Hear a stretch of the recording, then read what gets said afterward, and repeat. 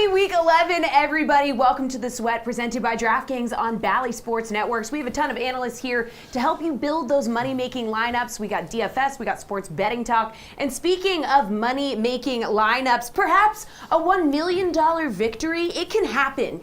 Because like every other week this season, you can take a shot at $1 million today on DraftKings. Just enter the NFL $3.5 million Fantasy Football Millionaire Contest in the DK lobby and take a shot at that $1 million top prize. The contest, guys, it's just $20 to enter, so get those lineups in now. But wait, there's more. Yes. Not only does the winner pick up $1 million, they also earn a seat to our DraftKings Tournament of Champions, the ultimate DFS contest for the best of the best in fantasy, which will take place in January, where the winner will walk away with another $1 million and, my God, that sweet ring. So we have just under an hour to lock. Go check out that contest now. And don't worry, I mean, we are going to help you build those lineups, but it's not just DFS. We also like to talk sports betting here. And for more on that, I'm going to toss it over to my wonderful co-host, Emerson Lazia.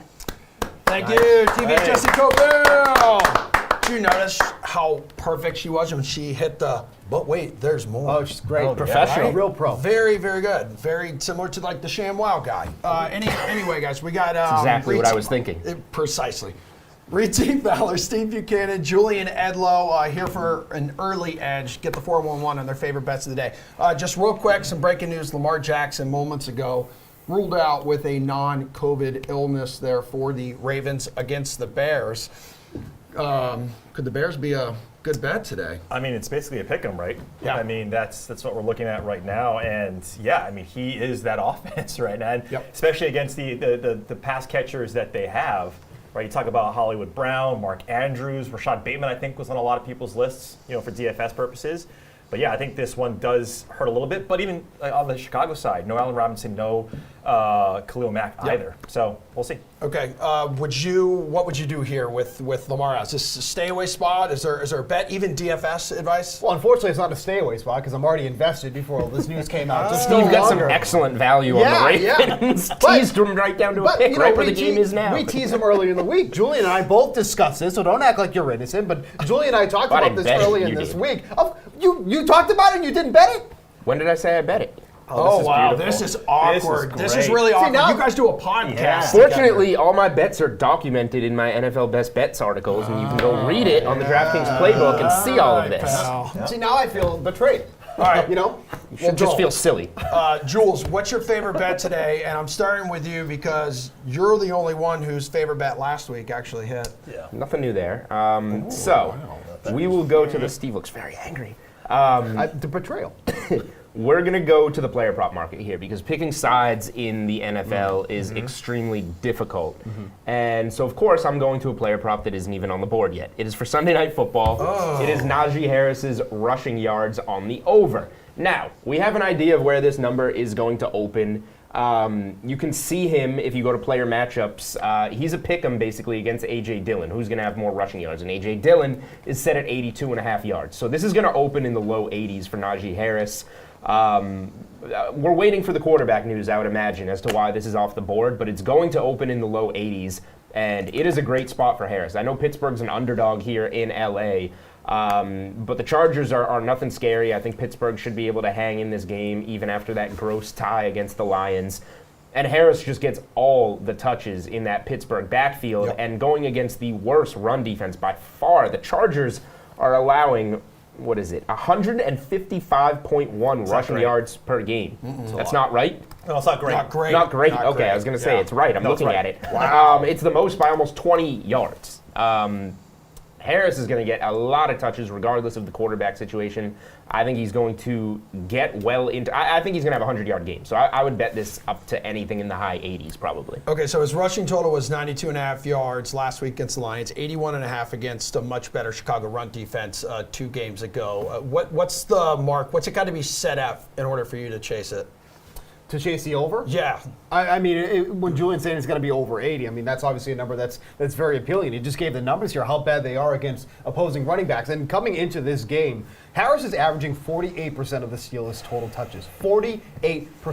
That nearly half of the touches on the board. What are you patting me on the back for? I'm just consoling you about the Ravens bet. I feel bad for you. I'm really angry. I feel so betrayed by you that you would do that to me. But Harris over on the rushing yards, so someone is getting that type of volume against one of the worst front defenses in the league. Like, if you want to take the under, I mean, you're a brave person, and I commend you for being so brave on this NFL Sunday, but that is certainly not a bet that I'd be taking. And he's used that volume to rush for 80-plus yards in 4 of his last 5 games here, Reed. It does seem like a smash spot. This Chargers defense given up an NFL worst 128 rushing yards per game.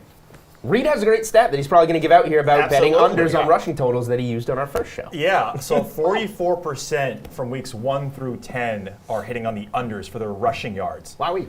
So when you love that stat. That's when great. you look at that, and it's the lowest if you take a look at all the majority or the major props that we have in the market, you see that a lot of that stuff's inflated, right? We think Najee Harris usage is great. Chargers, right? They give up the most rushing yards, but you also got to think about as well as like the Chargers run at a really fast pace. Like they are one of the fastest teams, which is a far cry from Phillip Rivers and what he was doing with the Chargers when they were one of the slowest. And when you take a look at that maybe that puts a little bit more onus on the Pittsburgh Steelers having to pass the ball. Having said that, there's always exceptions to the rule, and Najee Harris is the league leader in usage. He gets all of the usage. It's no one else. So even if he's up in the 90s, like even if it's low 90s, right, or like high 80s, I'm still comfortable with this. What I talked to Julian about earlier was that rushing and receiving, if you take a look at that specifically, those have had a better success rate on hitting the overs because you can get it both ways. But I do Najee Harris is one of the best in terms of usage. So Big Ben's return not impacting us like too much. No, not really. Okay. It means nothing helps. to me. I just want it to open and bet it. The line hasn't really moved when he was activated. I'll say this, so if you go to the rushing matchups on DK Sportsbook, we do have a Najee Harris versus A.J. Dillon. It's a 115 pick'em either way. And Dillon is a guy who's a popular over probably. We've talked about him, Reed. 82.5, just moved up to 83.5 on DraftKings Sportsbook. So, this could conceivably open in the mid to high 80s by the time we get around to it. All right, let's pick up the pace here just a little bit. Reed T. Fowler, what's your favorite bet? Yeah, I'm going Saints +3. I just think when you take a look at when they've been in this position before, I think that three of the last 4 times have been favored by 3 points. They've won actually straight up, outright. It's week 1 against Green Bay, week 3 against the Patriots, and week 8 against the Buccaneers. And you take a look at those 3 teams, those are pretty good. A little bit better than the Philadelphia Eagles. They'll be forced to pass, and Jalen Hurts, when he's been forced to pass, hasn't been great. They're 2-4 straight up when he's gone over 25 pass attempts. I think these teams are equal. I really think these teams are equal in terms of just overall. New Orleans defense is much stronger against the run. So I think when you force a guy like Jalen Hurts to pass, I'm going to take the points. That field goal has gone up to +3. So I like Saints.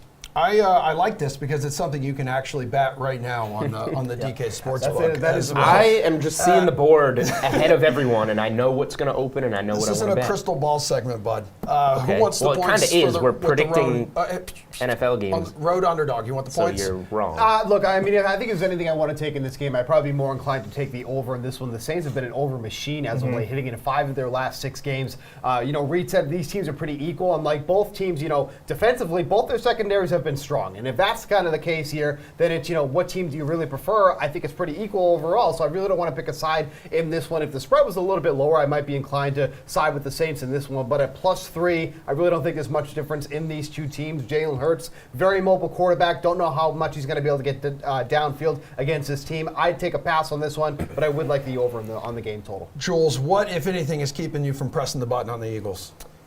I just don't like this. I don't like this game. I think it's tough to pick winners in the NFL right now, and this is a coin flip game. Been unpredictable this season. I'm just not going to get in on it. I have a Saints to miss the playoffs future, so I'll be just stand back and root for the Eagles in this one, and root against Reed, of course.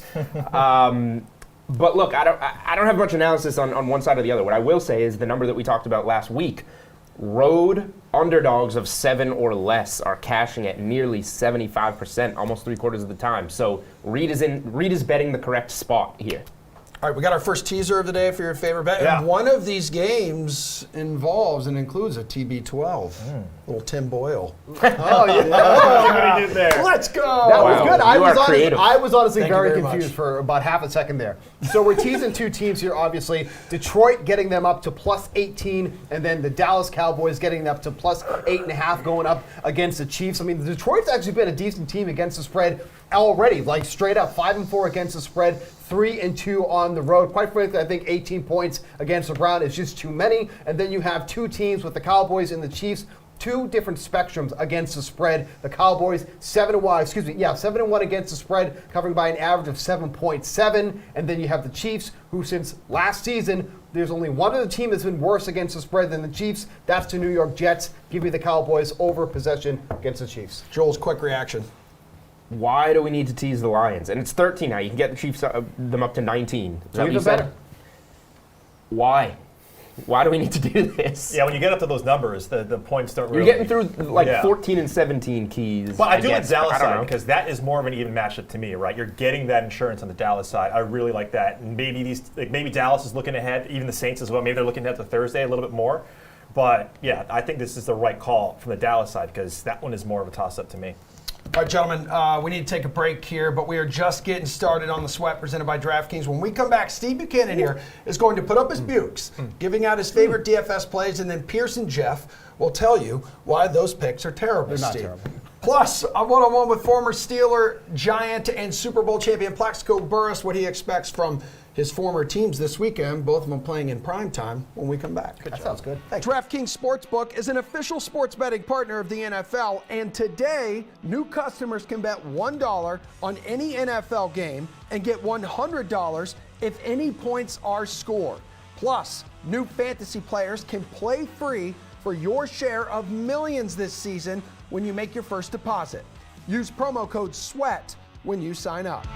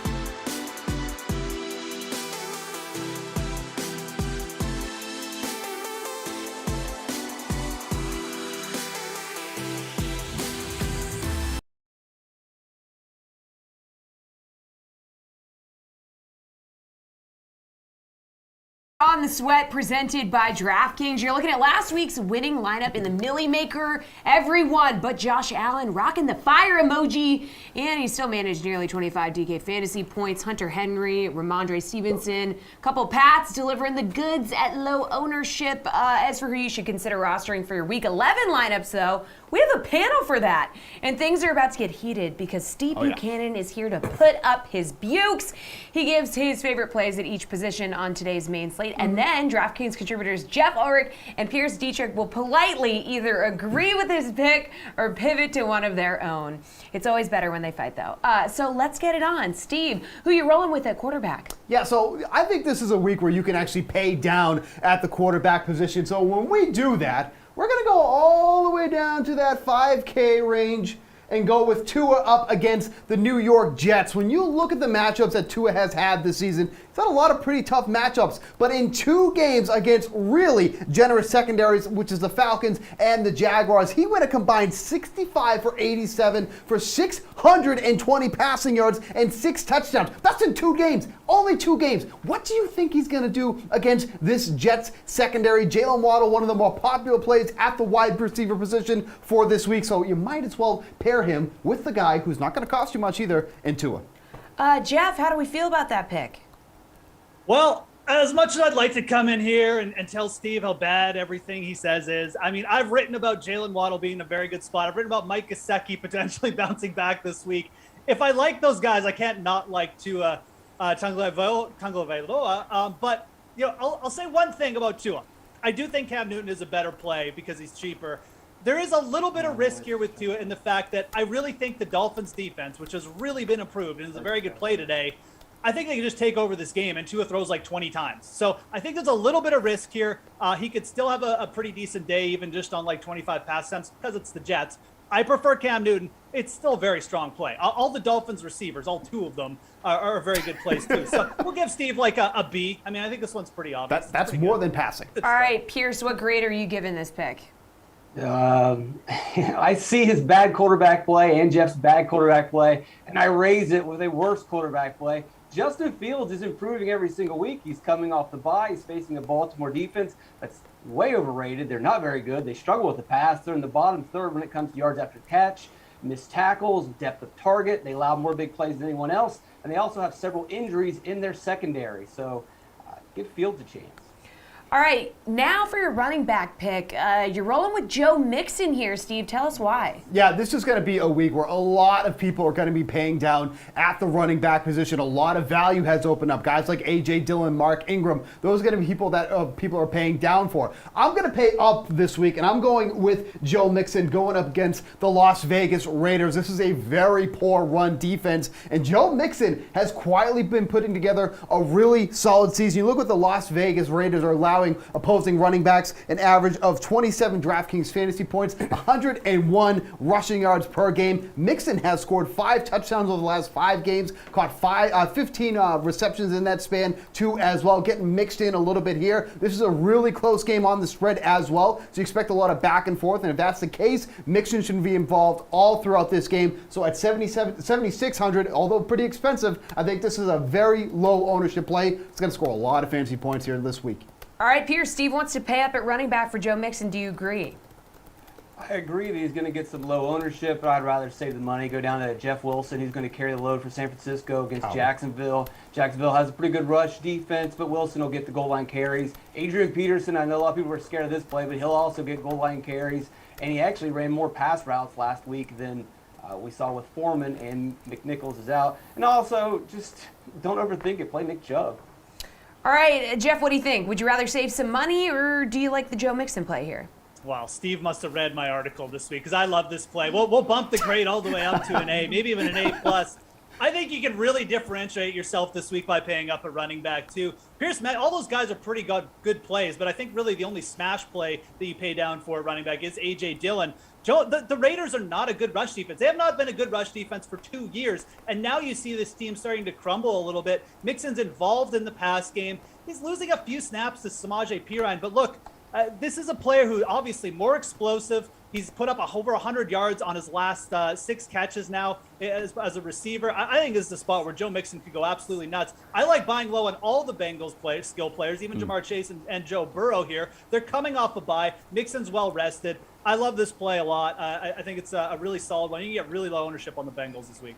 All right, Jeff is on Team Steve today. Let's see if that stays true for your wide receiver pick, Steve. I mean, it should stay true because why wouldn't you want to play Justin Jefferson going up against the Packers? All the haters are going to say, oh, the Packers have really held Justin Jefferson in check. I don't care about that stuff. I care about today. All right, Justin Jefferson getting 24% of the targets for the Vikings coming into this game. 8,100, very, very expensive. People are going to be shying away from him because of that reason alone. But look, he's going to be getting some of the best matchups on on this slate against Kevin King or Eric Stokes, depending on where he's lining up on the field. This is also going to be a very low ownership play because people are paying up at running back or they're paying up a wide receiver. Davonte Adams figures to be one of the most popular plays on this slate. Justin Jefferson, really good leverage spot for him off of some of the more popular plays like Tyreek Hill as well.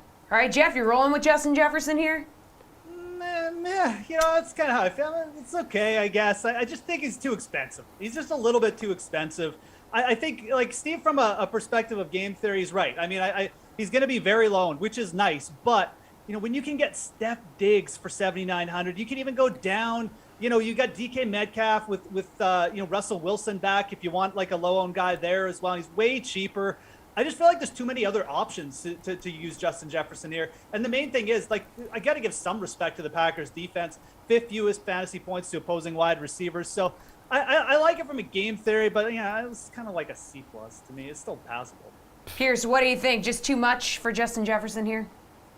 Well, since we're promoting these DK Nation articles, why not promote Steve's very own article where he recommended CeeDee Lamb? He's in a great spot against Kansas City. Terrible pass defense. They're banged up in the secondary. And now Amari Cooper is out. So I don't see why you don't go with who Steve already liked in CeeDee Lamb. Okay, Steve, what does your article tell us about tight ends? All right, first and foremost, Pierce, you don't know me, so don't say what I like or what I don't like, okay? I might have written that up, and that is true, and it's a great article, but you have to pick 3 wide receivers, Pierce, so calm down. You got like this grandpa jacket on. I don't know what's going on. You're getting some milk at the convenience store or something. Going to the tight end position, Dawson Knox is back for the...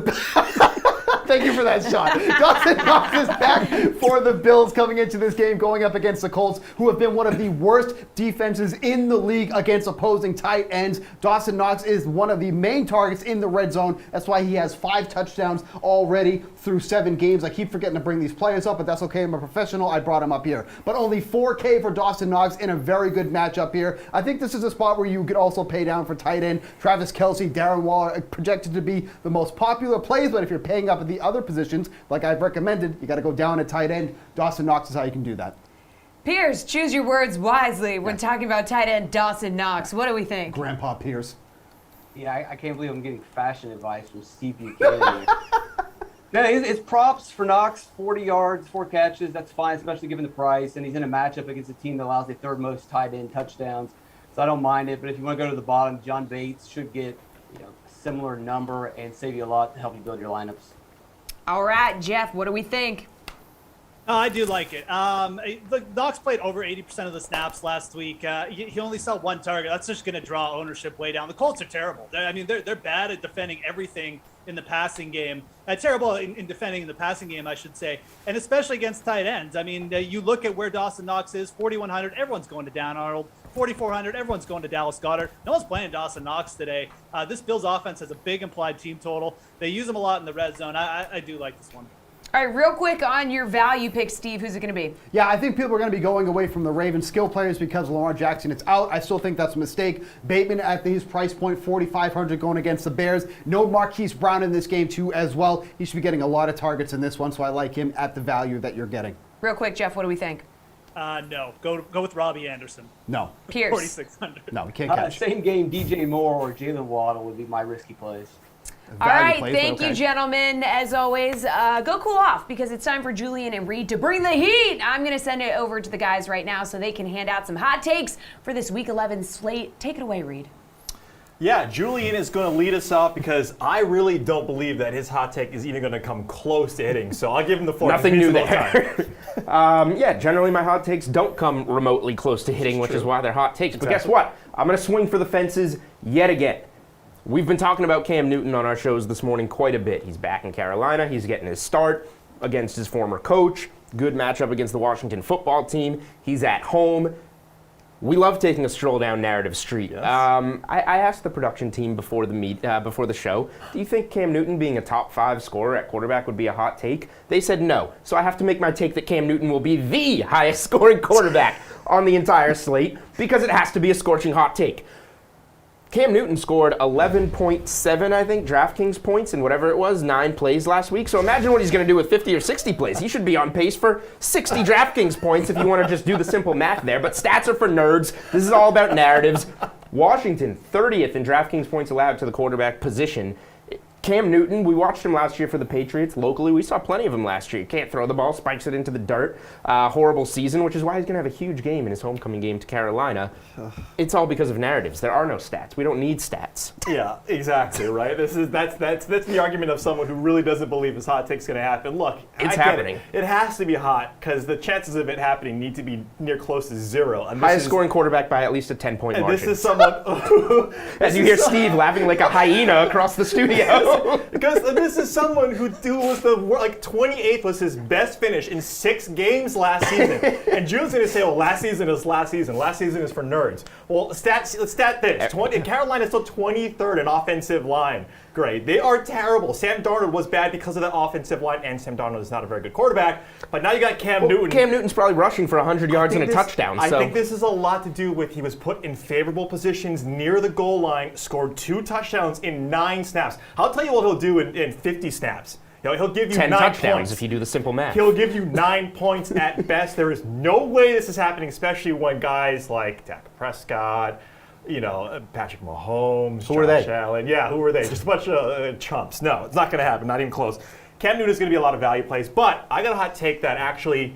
You should make your hot take Cam Newton will be the lowest scoring quarterback on the I'd slate. love to, but no, it's some parody in this show. Jacksonville Jaguars, Emerson's very own Jacksonville Jaguars. America's team, some would say. America's One team, would say. one person would say, is actually going to beat the 49ers outright in this matchup. If you take a look at the San Francisco 49ers, their win last week, and last year potentially, but last week was a lot to do with they had the right type of game plan that could run down the Rams' throat. The Rams dealing with some injuries with Stafford. He's still a bit banged up. They probably needed that bye. Remember, Robert Woods was ruled out on Saturday for that Monday game. That had a way bigger impact, especially with OBJ trying to do whatever he could have done in that short span of time. And Van Jefferson not necessarily getting up to speed.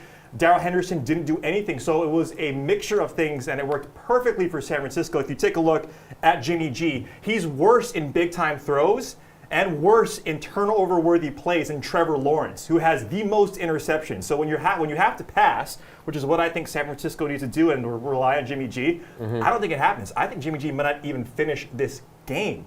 Talking about pressure rating, Jacksonville Jaguars give up, I think, are the 12th highest or top 12 in pressure rating. You get to Jimmy G, he's terrible. So give me Jacksonville winning this outright. I don't hate it. It's a good sell high point on San Francisco, right? Short week, the Monday night win over the Rams. And now they go on the road. Early kickoff, East Coast. It's kind of the classic spot, the classic letdown spot. Not a hot take. I'll take the Niners to win. I think the Jags cover. I'll middle myself there by saying that. If you get it at a touchdown at 7, I think the Jags cover the 7. I think San Francisco wins the game. But yeah, it could certainly be a flat spot. And what have we seen these last couple weeks out of the Jags defense? Buffalo shutting them down. Yeah. Indy shutting them down better on yards per play. So this is going to be a ball game in Jacksonville, whether you're right or wrong. And a couple of dudes that know how to play football. Maybe one guy in particular, because Emerson had maybe 2 catches on average at couple the tight of end big-time position. pass catchers here. Yeah, a big-time pass catcher. We'll go to Ross Tucker and Emerson Lazio with his bomber jacket right now. All right, it's time now for the highest rated segment of the sweat. It's Tucker's Takes with former beefy NFL lineman, a blissful broadcaster, popular podcaster, everybody, the rustic Ross Tucker. How are you, man? Good to have you here. Emerson, I'm great. I'm impressed with the alliteration today, man. Well done. I'm working on it.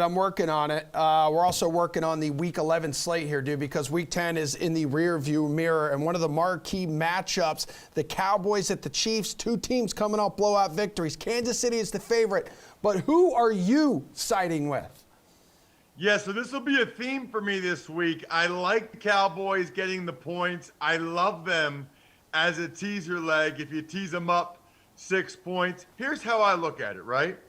The Cowboys have been good all year, with the exception of one game, that Broncos game, which clearly is an anomaly. Meanwhile, the Chiefs, they looked awesome against the Raiders, but that's really the one game in the last month plus where they looked awesome.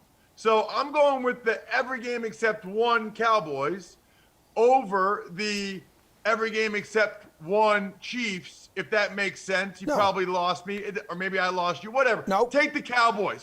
Take the Cowboys. I was going to say they're been one of the better teams to bet on, like this year too, Ross. 8-1 ATS, and we all know the Chiefs are not very good against the spread. 3-7 in that category. But we also caught a glimpse here of the vintage 49ers winning at home against a good football team known as the Rams. However, now comes the toughest test of them all: a roadie in Jacksonville against America's team. San Fran's around a touchdown favorite. Who covers?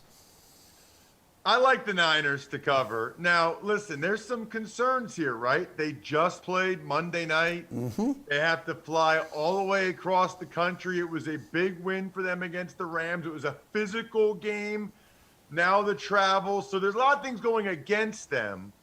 But, boy, they were awesome. I love watching Kyle Juszczyk at fullback, George Kittle at tight end. I think they'll be able to run over the Jaguars as well. Although the Jags defense has been better the last few weeks, I'd still rather lay the points with the Niners. I was going to say, in their last 5 games against teams with a losing record, the Jags have been able to keep the game close, going 4-1 ATS.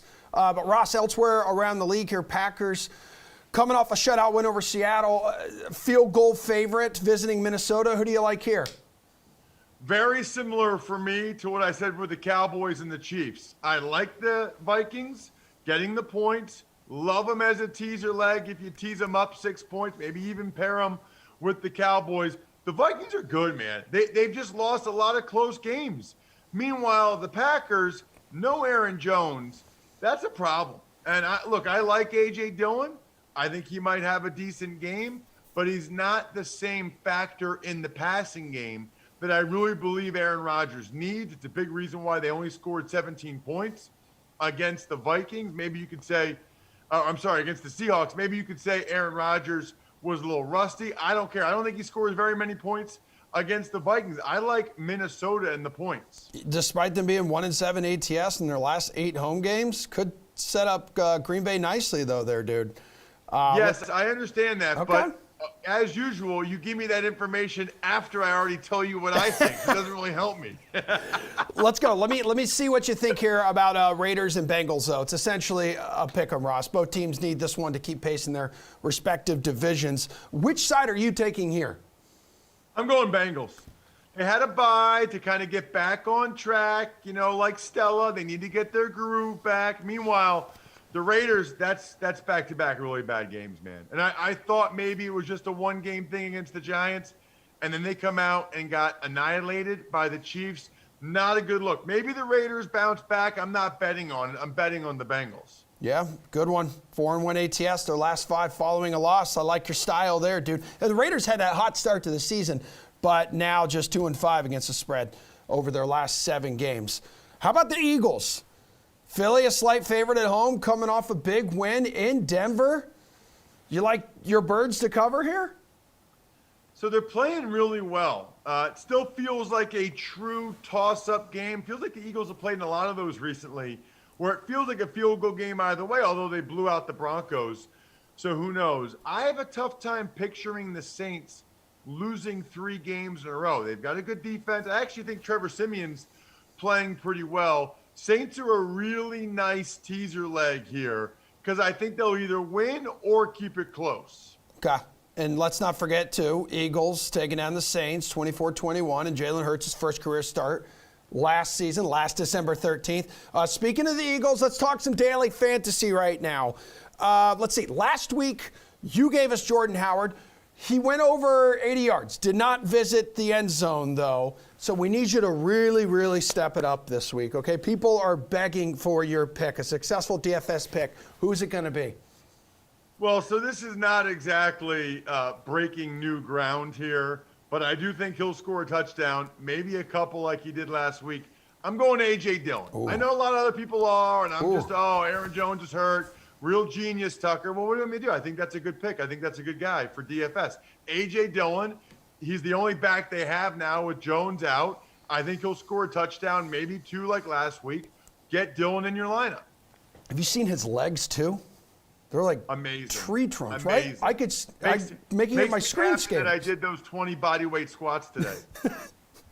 Hey, man, you're great. You're leaned out now, dude. You got that model figure. Before you take off, let's go Monday night. Speaking of models, Tom Brady and the Bucs will be playing angry against the Giants after losing to Washington last week. But this is Brady and New York we're talking about. I know anything can happen. You think the Bucs can take care of business in primetime?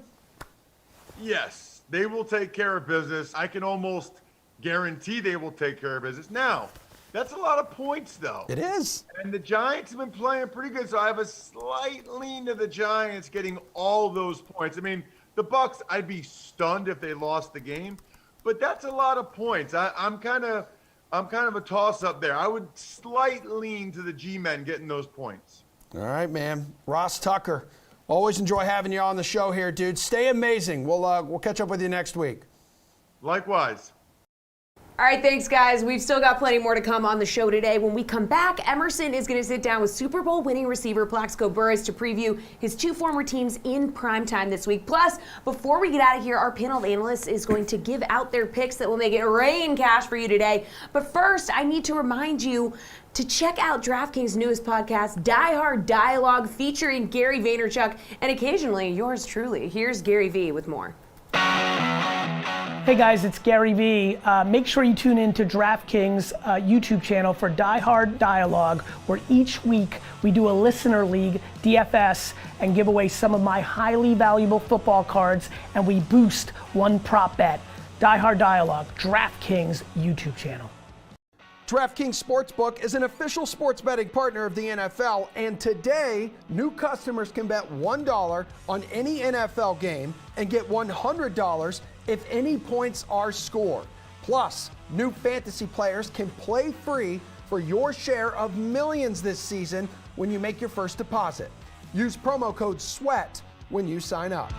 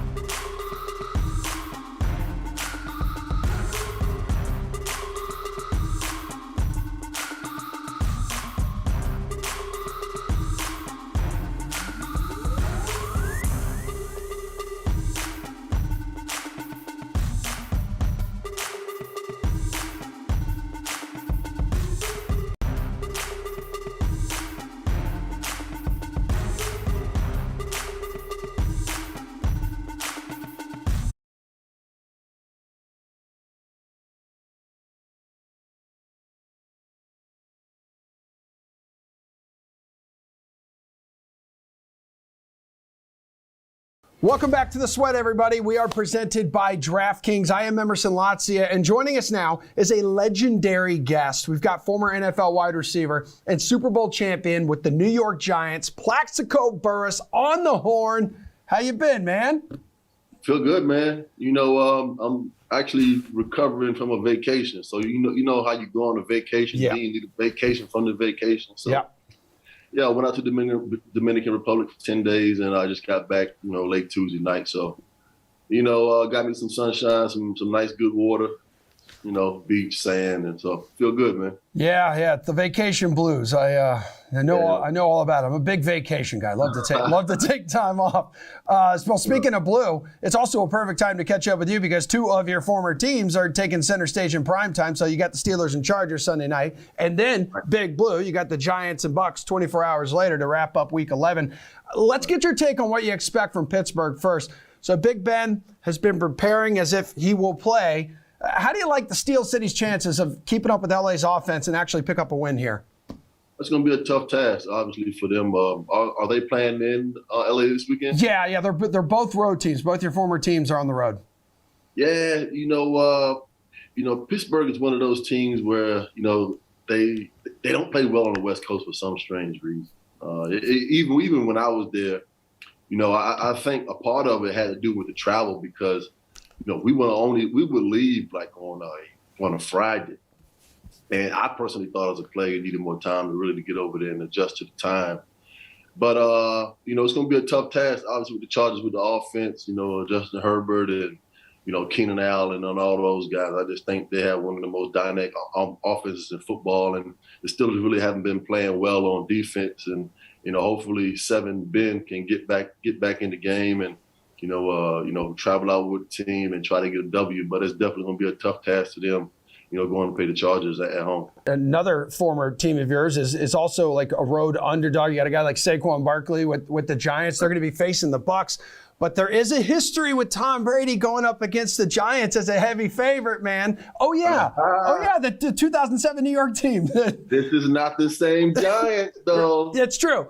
Yeah. But we all know. We had 10 on the court under center, and yours truly, 17, was standing out on the edge, just waiting for any kind of single coverage in the game. We was going to end the game. Yeah. But with that being said, defensively, for the Buccaneers, I believe that the Giants are going to be in a little bit of trouble because, there's one guy on that defense who I thought as a player he should still be in a Giant uniform, and that is JPP. Mm-hmm. Pierre Paul, man. I think when the whole thing happened with him, us getting rid of him in the prime of his career, it kind of lit a fire, under him a little bit, and he's playing just absolute, first team All-Pro football, which he was a first team All-Pro here. I don't know what happened, but defensively, I think they're a little too fast for the Giants. Out on the edge, they have to find a way to protect the quarterback, which they have not been able to do for years now. And, I think offensively for Tampa Bay, they have the advantage basically against anybody that they play on Sunday. So it's going to be a tough task, especially for the Giants, to be able to go down and get a win. Nobody's expecting them to win this game, even myself included. Yep. It's a tough mountain to climb, playing the Buccaneers in Tampa Bay on Monday Night Football. That's going to be tough for them. But hey, the Giants, this Giants team has shown positive flashes, Plax, especially with the receivers. I mean, it's been a tough group to gauge because of injuries, but when healthy, and you've seen this, rookie Kadarius Toney has been a game changer for New York. When you watch him play, what stands out to you? The first thing that jumps off the page to me about Toney is that he's electric when he gets the football in his hands. So with that being said, you try to get him the football as fast as you possibly can and let his athletic ability show what he's great at. And that is getting him screens, getting him the ball out of the backfield, chucking the ball out to him at the line of scrimmage, and just getting him the football as fast as you possibly can so he can go out and be the guy that y'all drafted. He was never one of those guys that would, be on the outside playing against man-to-man, one-on-one, and you would just throw him the ball all game. He's not that kind of wide receiver. So you have to find a way to get him the ball early, because when he gets the ball in open field, he's tough to bring down. I think everybody sees that, how quick he is, and quick twitch and all of those kind of things. So if I'm the coach and the quarterback for the New York Giants, I'm trying to get this ball and get this guy the ball at least 10, 11, 12 touches a game, so he can go out and be the player that we all know that he can be. Hey, which receiver do you think is set up for a big Sunday here in Week 11? Could be any of those guys, as long as they're not on bye, right? Any of those guys, but I'm just gonna go out on them. I say Keenan Allen. He's due for one of those games where he goes out and he has 170, 185 yards. But it unfortunately is going to be against my Pittsburgh Steelers. Yeah. They're having some trouble in the back end as far as corners being out on the edge, guarding one-on-one. And I think Justin Herbert and Keenan Allen can exploit that with the Pittsburgh Steelers. If they can just get it going early, I think that it can just change the whole complexity of the game if he can go out and get off to a fast start. Well, speaking of that, do you remember, can you take a guess for me at which game of your career was your best fantasy performance? Oh, I feel like you got to know. Maybe you don't know the exact points. It's either Atlanta or Dallas. Yeah, all right, it's one of those. You got to pick one. Come on. It was a historic day for you. It was Atlanta. Yeah. Oh, my God. Ridiculous. It was Atlanta. It was just, you had 9 catches, Plax. 9 catches, 253 yards, 2 touchdowns, north of 49 fantasy points. That would break the slate these days. And you remember how frustrating that game was for you? I'm sure 34-34 tie. Yeah, and we ended up tying. I remember sitting on the sideline with Hines Ward during that game, and we were actually talking about where we were going to have dinner after the game because we got into the fourth quarter and the score of the game was 34-17. We're thinking the game is over. But guess what? Michael Vick came to town. Yep. And it was one of those performances in one quarter. I was like, we cannot get this guy on the ground. Mm-mm. We could not tackle him. It was like he was running around on the football field and he was just throwing down banana peels and everybody was just falling all around him. It was, and we ended up tying the game, and it ended up hurting us, that year, going into the playoffs. I believe we ended up, going down to Tennessee and losing that game. But that one tie messed us up because we would have had home field advantage. Yep. And so we ended up losing the home field advantage because of that tie. But it was just one of those days where you just felt like you were out there by yourself. Yeah. Even though I was playing against, Ashley Ambrose and I forget the other guys. Ray Buchanan. Yep. It was just I couldn't believe they were just staying in single high, just playing single coverage, thinking that they were just going to, stop me. And Tommy just kept throwing it up there, and we just kept making plays. Plaxico Burress, good catching up, man. Thank you so much for joining DraftKings today. And right now, we're going to send it over to Jesse Cofield for a closer look at these 2 primetime games in Week 11. All right, thank you, Emerson. Let's dive a little bit deeper into those primetime picks with Pierce and Jeff. Gentlemen, we're talking favorite DFS play for Steelers at Chargers. Jeff, you're going with a guy who has been limited to 21 targets over his past 4 games. Why are you going with him? Yeah, Mike Williams of the Los Angeles Chargers. I mean, I think you look at this game, how are the Chargers going to score points? I mean, the Pittsburgh Steelers still a pretty good rush defense, but one area where their defense has been a little bit lackadaisical is against bigger, faster, wide receivers and get downfield. Cortland Sutton put a big game on them. And again, I mean, like Mike Williams, we rode the hot variance at the start of the year, but he's regressed. It'll go both ways. It'll come back to the mean eventually. This guy isn't going to go scoreless the rest of the year. I think this is actually a good spot for the Chargers to potentially start targeting Mike Williams again. And again, I mean, the Steelers, pretty good rush defense here. I think everyone will be piling on to Austin Eckler, but I like the spot for getting back on Mike Williams. I think he's a very savvy DFS play in a game where, there's a lot of different players there you could sort of put your money towards. Yeah, Pierce, you're going with a guy who's handling almost 50% of the Steelers' offensive touches. Probably going to be pretty popular today. Or not today. Yeah, that's fine, but don't overthink it. Play the popular guy that's in a great spot. Najee Harris just gets better every single week. He's impressed in his rookie season, and he's in a great matchup against the Chargers defense that ranks dead last against the run. And as you mentioned, he gets a lot of action. I wouldn't be surprised to see him get north of 30 carries in this matchup, especially when you consider that Ben Roethlisberger wasn't even cleared to play until Friday, so they had the game plan during the week, and that was probably to lean heavily on Harris. I believe he's open with a 79.5 rushing total, and that's just his rushing yards. We know he's active in the receiving game. I don't see how you don't roster Harris one way or another. All right, Pierce, what is your favorite bet for Sunday Night Football? I like the Steelers +4 in the first half. The Steelers are the slowest team in football in the first half of a game, and I would imagine that they're going to be even slower than normal, considering, like I mentioned, Roethlisberger hasn't practiced this week. They're going to rely heavily on the run in a spot where they can run. And then while the Chargers are a pretty fast team, the second fastest in football in the first half of games, they're just a middle of the pack team in terms of pace. So I don't see either team really rushing out of the gates and putting a lot of points on the board. And so less points in the first half means it's easier for the Steelers to cover this spread. Jeff, you are also riding with the Steelers. Yeah, I mean, you look at this. I'm just going to take the game line here. I think Pierce and I are kind of on the same page, but the Steelers +5.5.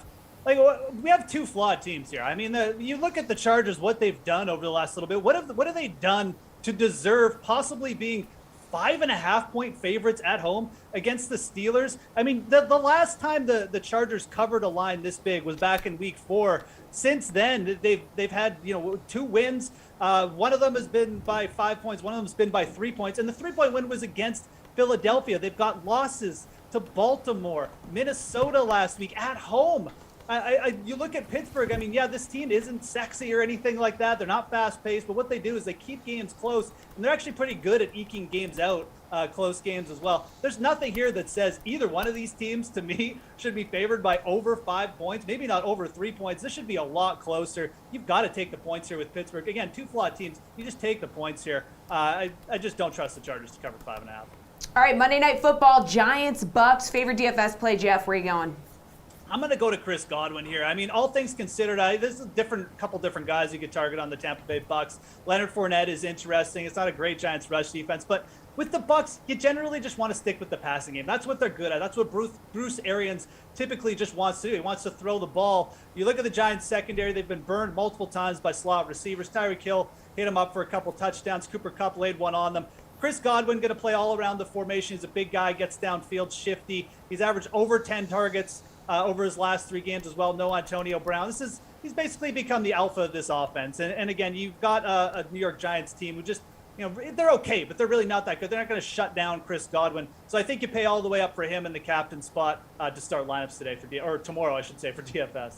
Yeah, we can't keep these games straight. This one is tomorrow, Pierce. Who are you going with?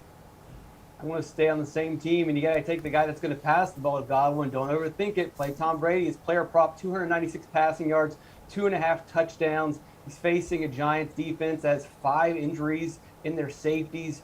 Also, how do you stop Tom Brady? You put pressure on him. You get a good pass rush. Well, when it comes to QB hurries, QB knockdowns, and pressure rate, the Giants rank 27th, 28th, and 30th. Also, at home, Tom Brady has been just a different player. Yes, they've lost 2 games in a row, but at home, he's got 18 touchdowns to just 2 interceptions. You got to play Brady. All right, Pierce, you're not overthinking your Monday Night Football bet, are you? Where are you going? I'm going to go to the same place we always go when we have the Giants, and it's Daniel Jones rushing totals, over 20.5 rushing yards. He's gone for over 250 yards this season. He averages 29 rushing yards per game. Saquon Barkley, Deontay Booker are questionable. Sterling Shepard's out. You're going to have to see, Daniel Jones, if they're going to stay with this game, working it on the ground. And look what Tampa Bay has allowed to opposing quarterbacks recently. Jalen Hurts over 40, Winston over 40, Justin Fields over 40, even 15 to Taylor Heineke. Give me over 20.5 for Daniel Jones. Jeff, you like the Giants here? Yeah, I mean, talk about not overthinking it. I mean, 10.5 points to the New York Giants. Just take the plus 10.5.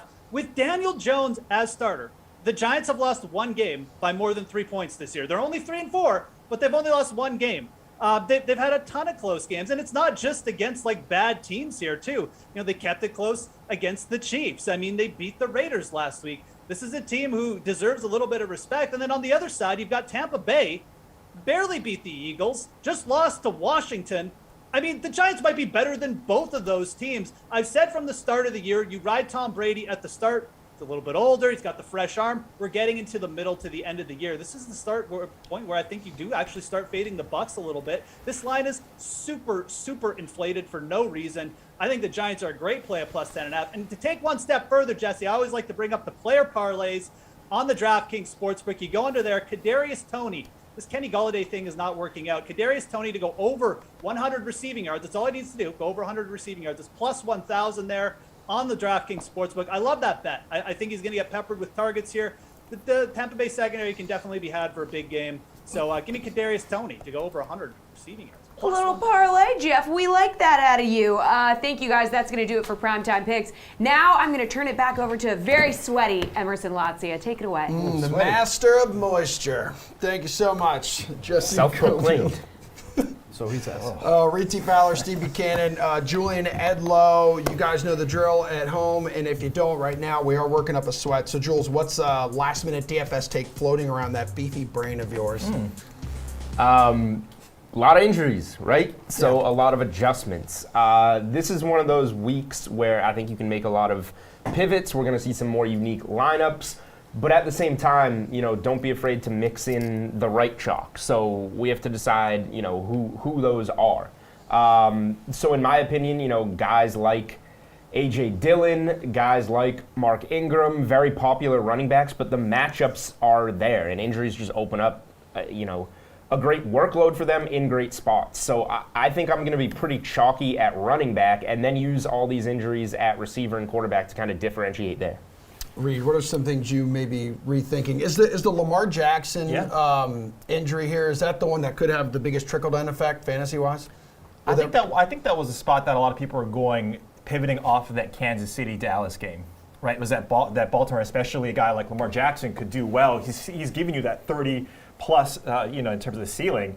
But, where I'm looking at is paying up at wide receiver. I think when we look at guys, that have got injuries, there's not a ton of those, right, on the wide receiver side, more for the running backs. But I'm looking at paying down at running back, A.J. Dillon, Mark Ingram. We have these guys in so everything I just said. Jonathan Taylor. Well, that's what I make. But,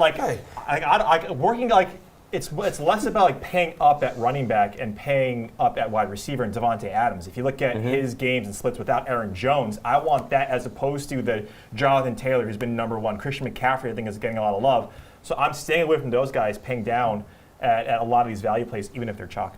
Adams, one of 3 wide receivers on the main slate, too, that are going to cost you north of $8,000. What about you, Steven? Well, going with that Lamar Jackson news that you talked about, that's actually maybe like David Montgomery more. If the Bears do end up winning this game, could they be running the ball with David Montgomery? We said at the top of the show, Damian Williams is also out as well, so it should be a rather large workload for Montgomery, who can also catch out of the backfield too as well. But if you like the Bears to win this one, I think Montgomery is very, very much in play now this week.